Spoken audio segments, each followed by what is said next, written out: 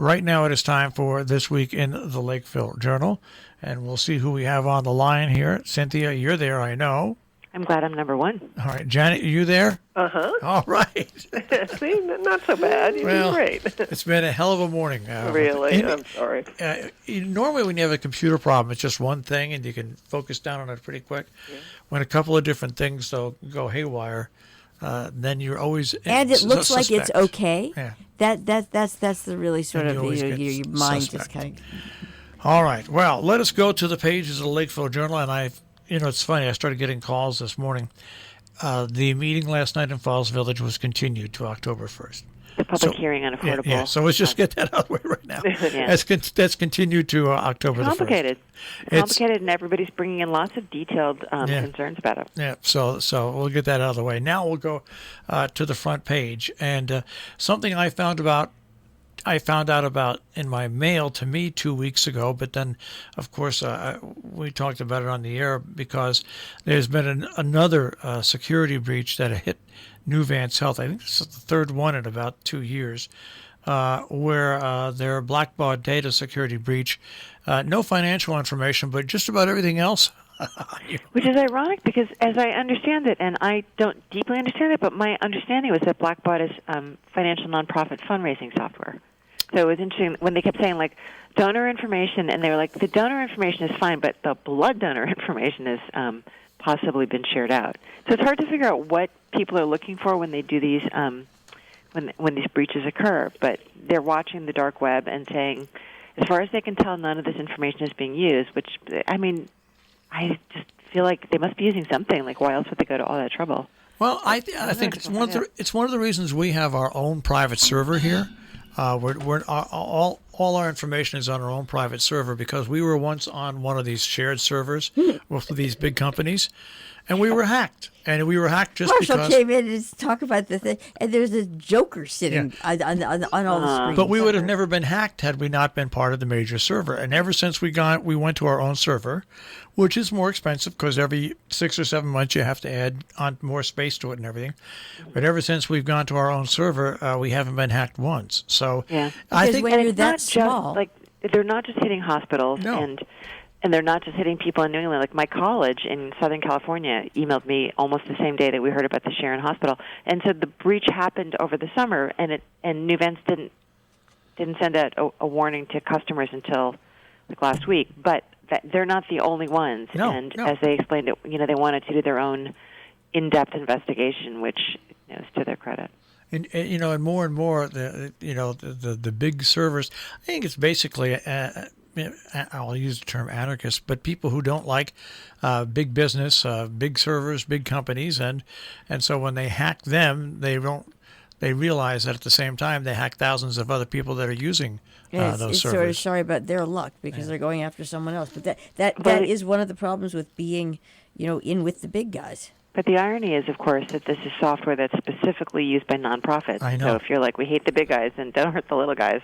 Except that there's so many different nonprofits. Yeah, there's big nonprofits. It's crazy. Well, I want to go over to the other story that you did, Cynthia. We talked about this with Maria Horn. She right away did a memorial to, of course, Justice Ginsburg. And you've got a nice story about the memorials that came up right after her death. And, it's not a race, and obviously people who are at higher levels of government have more steps that they have to go through, but I was impressed that Maria really just got right out with this email and said, I'm going to be out in the green at sunrise, and if anybody'd like to join me, I'd love to see you. And it was a very casual, very not showboaty event. Really was about Maria and her respect for a justice who had, as she said, spanned her career in the law. And Maria just stood there sort of leaning on the sign for the lobster sale and the farmer's market, and just casually talked about how meaningful it was to her and was very moved. And as were, all the people who were there remembering Justice Ginsburg, a box of Kleenex out on the grass in the green but wasn't touched. People were just kind of quietly sniffling into their masks. But a very moving ceremony. But we also have some of the statements from our top state leaders, all of which I thought were very, were just great, just the way that you would want them to respond. So that's a nice little collection of things they said. And, that includes our representative who, by the way, became infected with COVID and is dealing with that on all her other plates, but besides running for re-election and being a congressperson to get COVID-19. And she opened up and basically said to people, we're not tested like you think we are in Congress. It's not what you think it is. It's incredible that more people haven't got it, really. Yeah, it's really amazing. Well, really and they might have not, been tested. She had to go to 3 places before she got the test. Well, that's the whole thing. That should make people, their Congress people are normal people. And unfortunately, unlike a lot of pro athletes and people, they don't get automatic tests. They don't get the green light to go first. It's catch can like everybody else is doing. And my understanding is that the flu shots for the season are now available, and everybody's being encouraged to go out and get their flu shot so that you create some immunity in your system that could help protect you from COVID-19. All right. Story on the bottom of the homepage. So far, so good. Regional high school returns during the pandemic. Here, it's fine. There have been problems in Torrington and other places around the state and also in New York State. But school districts seem to be adapting even when they get a COVID infection that pops up. Things actually seem to be going quite well for how disastrous they could have gone. I know, and since I'm always a person that looks for the worst possible outcome, I actually keep thinking, wow, we're doing pretty good. Yeah. And we are. And we had one case that was reported early on in a staff member at Cornwall Consolidated School, and everybody jumped quickly to eliminate any danger of contamination there. And really, as far as we've heard, there are no cases in the area, no new cases. And Ian Streever, the principal of Houstonic Valley Regional High School, explains the incredibly complex. Scheduling is already hard enough. Like anybody who's ever tried to look at a scheduling chart knows, it's really, really difficult. And they're doing it now in these pods. And so Ian is describing the different cohorts and the different days that they're there and the different ways that they're making it possible for people to come in and get special help. And I have to say, any teacher, any administrator who's trying to do this deserves a mini Nobel Prize. It's so complex. And, thanks to them for doing all this extra work. All right, and a couple stories out of Falls Village. Bridges, ballots, and internet, and also who should study town needs for housing.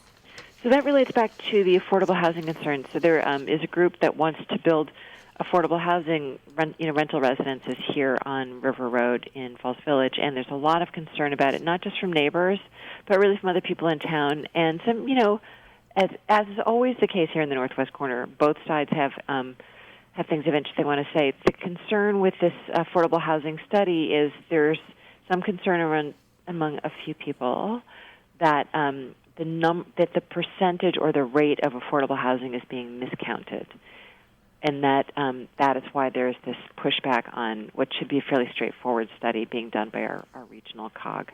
And then just catching up with business in Falls Village, Henry Todd talking about the additional money that's being requested for the election. And, of course, we did have a story in our September 17th issue about state and federal funds that are coming to our town halls. And you should be getting your application for the absentee ballot, so keep an eye out for that in your mailbox. And I just want to quickly jump back to A2 because we had the most unexpected last-minute obituary on Tuesday morning for a young woman from Ashley Falls named Gabriella Shook, who has connections here in the Falls Village area. And she died in an automobile accident at a young age, and we haven't been able to find out any additional information. And usually it's pretty noted when somebody dies in tragic circumstances like that. So we've been in touch with our contacts up in Massachusetts and talking about this. We've checked the police. So I don't know if anybody knows exactly what happened here, but our definitely condolences go out to the family, and, just what a tragedy. All right. Now, you've got a story, and I have been bombarded over the past 3 days.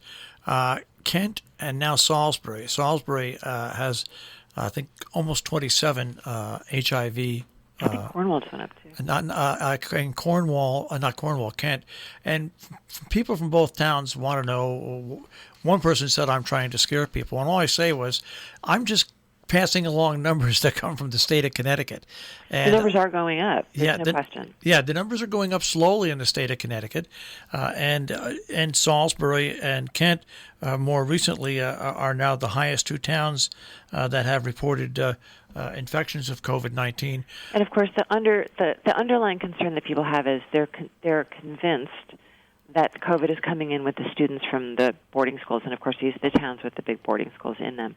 And I can only speak for what we're seeing here at the Hotchkiss School and the Salisbury School. Those campuses are shut tight, and nobody's allowed on, and nobody's allowed out. So it's not like in the old days when you would have kids from Kent wandering through the streets and going to get coffee and stuff. Even the pizza delivery, because they have a lot of kids from the private schools order delivery food at night while they're studying. It seems that what I seem to have seen at the Hotchkiss School is they've got a special tent in the parking lot, and if you've ordered food, you have to go to that tent so you don't have delivery people going in and out of these dormitories and potentially picking up infections. So it seems like everything's buttoned up pretty tight, and one of our old neighbors in Lakeville from the Lakeville Journal office has been in contact with different state authorities, and it's like when we were having COVID-infected cases coming to Sharon Healthcare Center and Sharon Hospital, the numbers for people who are infected are not supposed to be getting reported in the town where they're occurring or where they're tested. They're supposed to report back to their hometown. So when you see a rise in COVID cases in Salisbury and Kent, it is not supposed to reflect numbers at the boarding schools. They're supposed to be in the community. It's the notice of legal residence when they check your legal residence. Whatever your legal residence is, that's the town that's reported. There's been people in Falls Village that said the state's wrong, that a person died in Falls. No, that person died in the town of North Canaan. And it's not Falls Village, and people thought that they lived in Falls Village. I mean, there is always complexity in the way that the state but there's also they have to protect the privacy of the people that get it, so they can just release very general statistics, and those statistics could be anywhere from 12 to 24 hours old by the time. Sometimes a week is the way that they're collecting them. But also, Jean Speck, the first selectman from Kent, was very careful to say there are 5 new cases. They are in 3 households. She did not say, we can't say where they're occurring, or she said specifically they are in residences in the town of Kent. But if anybody is concerned, our governor is doing a phenomenal job of keeping statistics and charts and studies on ct.gov. Go to the portal, and you can see the map with all the towns. You can see the numbers on it, and a lot of I think if people actually want to be informed and not just spread rumors or be anxious, it's a very good place to go. Yeah, it literally it literally takes a minute and a half to get there, and they release the information in Connecticut 4:00 every day except for Saturday and Sunday. New York State, it's released at 9:00 that morning, Monday through Friday, and Columbia County, it's released at 4:00 in the afternoon, Monday through Friday as well. And in Massachusetts, it's released at the end of each day. Once again, going to the Cornwall Bridge aesthetics. This is the funniest story you have to read. Like, no matter who you are, if you've ever sat in a meeting where they were talking about bridges, and you get into one of these, or any kind of street furniture, there's always a very strong contingent of people that are concerned about the safety of whatever it is that's being built, a bridge in this case, and another equally concerned group that's very concerned about the aesthetics of it. And that's what's happening right now on a fairly obscure road in Cornwall called the Cogswell Bridge Road. And a beautiful little area back there. I wouldn't say it's super heavily trafficked, but it is trafficked. And so the bridge had to be updated, and now a lot of people are coming in and saying, we just don't like the way it looks, which you hear, it's not just a Cornwall thing. You hear this in every single town. And Leela actually wrote a very respectful but also dryly humorous story about, what's not normally that entertaining a story, but it's very interesting and an interesting ongoing debate. And when we write our novels about life in the Northwest Corner, this has to be a chapter because it happens all the time. All right, I want to go on to the opinion and viewpoint pages. We'll start off with your editorial, Loss for the Court and for the Country. Right. We talk about, of course, the loss of Justice Ruth Bader Ginsburg and how it has affected all of us. And I found it interesting that those of us who are on social media were suddenly bombarded with so many positive statements instead of the generally toxic discourse that happens on social media. That was encouraging and a wonderful tribute to her. And so we, look at that strangely comforting side of this. It's too bad that social media can't be used for more positive communication more often. But that's how it is. So, and I quote Maria Horn, who had such a direct connection to to Justice Ginsburg because of her career in the law. And we also have loads of letters to the editor. I'm going to stand out here and defend you guys on one of those letters. Story was unnecessary and not newsworthy. First of all, Lakeville Journal, the story that they claim that Lakeville Journal did the story out of the New York Post. The New York police released that story. That's right. We have it from the police. Yeah. And they tweeted it out. So I know it's never nice when a story comes out like that and it concerns a local person, but it wasn't taken from the Post, that evil New York paper. This all originated from New York police. Yeah. Right. And it was not our intention to write a big drama and be sensationalist. We felt it was worth mentioning that somebody who's been involved in a local protest had been involved in a much less savory protest in a nearby place. Yeah, so I have to defend. It's these things. And Johnny, you can comment. These letters and these stories don't just appear. You don't take a story out of a newspaper and reprint it in your. That doesn't happen. No, and I did talk to Mr. Fishman, who wrote the letter, and let him know that it was not just the Post that Cynthia drew from, but from the New York Police and from Rolling Stone and other sources. So, still, of course. This letter section is the area where our readers get to express their views, and this is their space, and we are glad to let them have it. And we certainly have enough space to express our views, too, so we welcome that. Yeah.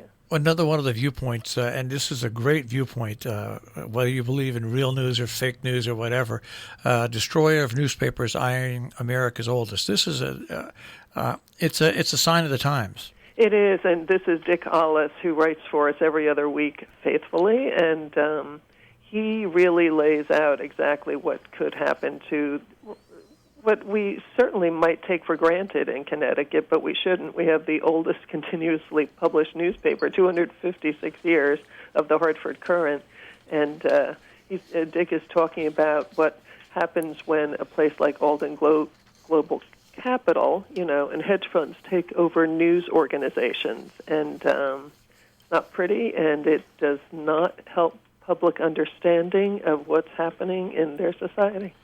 And it's not only that. I mean, just remember when Sharon Hospital was owned by a hedge fund. Yeah. They don't care about anything but numbers, and that's why even when that's why this whole thing with newspapers being bought and so basically taken over by hedge funds and then being stripped and then being non-existent has been a bit of a problem. And that's why people should be glad that New Vance formed what they formed, whether you agree with everything they do or not. And they own hospitals because they run hospitals. Right. They really understand their product and care about it. We believe they care about it. But, right, these hedge funds do not. What they're doing with these newspapers, especially the big old dailies, is buying them for their real estate. Yeah. And then divesting themselves of that and dumping the papers. Right, and it is such a disservice to the communities. It's just, and now these communities are massive. Now they're cities. Yeah. So it's just it's pretty diabolical because that leaves you with pretty much a desert. If your only information is coming off social media, you're in trouble. But it goes back to when Wall Street starting buying companies, tobacco companies and food companies, and then and then doing exactly that. They sell them all. They sell them off for the valuable products, and then they just let everything else go. So newspapers need to be run and owned locally, or I'll even say regionally. But it never works when a hedge fund owns it, because sooner or later it's going to be forced out of business. Yeah, and sooner is more likely the case. We're fortunate in this area that the Berkshire Eagle up in Pittsfield, Massachusetts, has been taken over by a local group after having been through a few ownerships that really made it seem as if that area of Massachusetts would not have its own local coverage. But, they're making a go of it, and it's a good model for these smaller-sized or even, larger cities to try to keep some local news and to keep some eye on their government. It's just imagine if you didn't have any local radio stations or newspapers or magazines, what would happen in government? That's all you could say. It would be unfettered, with no oversight at all. Right, and there are plenty of people who then say, well, who cares about government anyway? They don't do anything, and we don't care what they do. But, boy, it affects your life whether you think it does or not. Then they get a little older, and they suddenly need it, and they go, that's right. Wait a minute. What do they do? Yeah. Wait till we get through the next 2.5 months, and after the election, they'll understand the value of news organizations. I want to go on to Compass. We have about 2.5 minutes left, and you have a pretty big Compass actually this week. There's a lot going on right now, which is very exciting. And we have one of my favorite events of the year is coming up, which is the Clayway, organized by Allison Palmer down in Kent. And this year they have, I think, 15 artists, 9 different studios. Todd Piker, a very beloved local potter, is in it. Anne Haywood, who I'd never seen before. I love her work. I'm going to go see it. You can find descriptions of several of the potters. Here in the article, you can find links to many of their websites and, of course, information on how to find the map. That's October 17th and 18th, and Allison Palmer Studio is going to be open on the 16th. 3 beloved local artists, illustrators are going to be doing a show at the Hunt Library. I would say one of the most beloved of all in the area is Robert Andrew Parker, who I think is in his 90s. And if you've never seen his work, it's very much in the style of Rolf Steadman. It's fantastic. He's a world-class artist. People around here love him and collect him, and we're very fortunate that he's still painting and showing and selling. And, of course, Sam Posey, very beloved around here, not only for his history with Lime Rock Park and as a race car driver, but also for his own paintings. He was the inspiration for the show. And Robert Cronin, again, another notable Falls Village painter. Their work is going to be shown at the Hunt Library. It's all female figures. You wouldn't think that people around here would really have that much to care about the Amazon, but a guy named Mark Plotkin has written a book, and if you flip through it, it's a lot of the same environmental concerns that we have here in the northwest corner with migration of different species and the climate, of course, which we're all concerned about. So he'll be giving a talk with the Scoville Library on Zoom.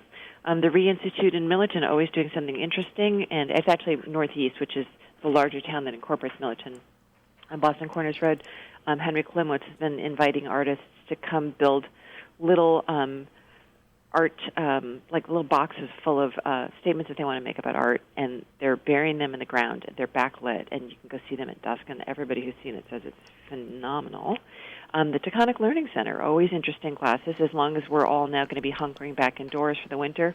Sign up for some classes. Interesting long list. Information there on how to find it. And then the Mahawi Art Center it's got a show on October 11th. It's getting bigger and bigger. Some of the artists performing are listed in there. I believe that also Bernadette Peters and I think Chris Noth maybe is involved. But again, information there on how to find it.